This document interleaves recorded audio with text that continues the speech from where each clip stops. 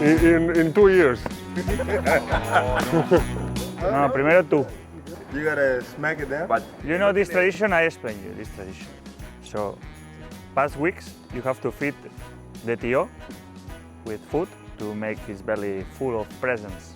You sing a song with a stick and you hit him hard, the hard you can, and it's supposed to poop presents if you hit him well.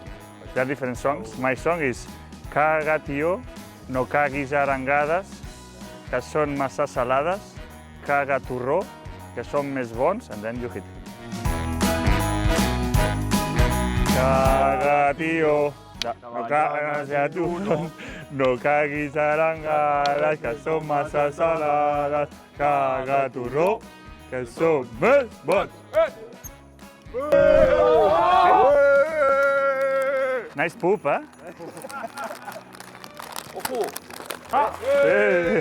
Dengue. ¡Oh, Andrés, cambiamos! Caga tío 5 times. Caga tío, pam pam pam.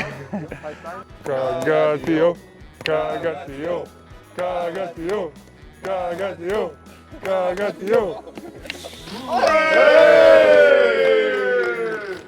¡Guau! Esto no es una pelota, ¿eh?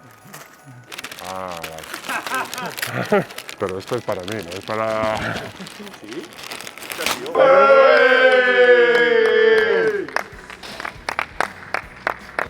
Un premio importante, un premio que, bueno, tiene mucho mérito.